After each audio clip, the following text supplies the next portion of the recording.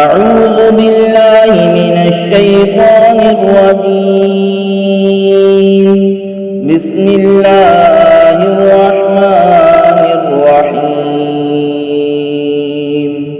लन यस्तंकिफल मसीहु अन यकून अब्दन लिल्लाहि वलल मलाइकतुल मुक़र्रबून वमन यस्तंकिफ अन इबादतिही वयस्तकबिर फसयहशुरुहुम इलैहि जमीआ فَأَمَّا آمَنُوا وَعَمِلُوا الصَّالِحَاتِ فَيُوَفِّيهِمْ أُجُورَهُمْ وَيَزِيدُهُم مِّن فَضْلِهِ وَأَمَّا الَّذِينَ اسْتَنكَفُوا وَاسْتَكْبَرُوا فَيُعَذِّبُهُمْ عَذَابًا أَلِيمًا وَلَا يَجِدُونَ لَهُم مِّن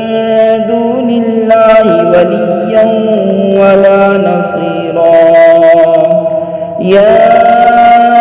أيها الناس قد جاءكم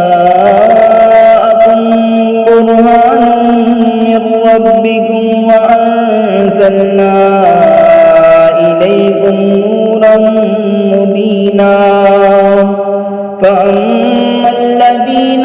آمنوا بالله واعتصموا به فسيدخلهم في رحمة منه وفضل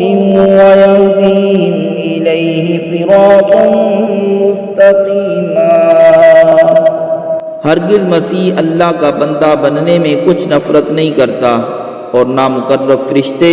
और जो अल्लाह की बंदगी से नफ़रत और तकब्बुर करे तो कोई दम जाता है कि वो उन सब को अपनी तरफ हाँकेगा। तो वो जो ईमान लाए और अच्छे काम किए उनकी मजदूरी उन्हें भरपूर देकर अपने फजल से उन्हें और ज़्यादा देगा,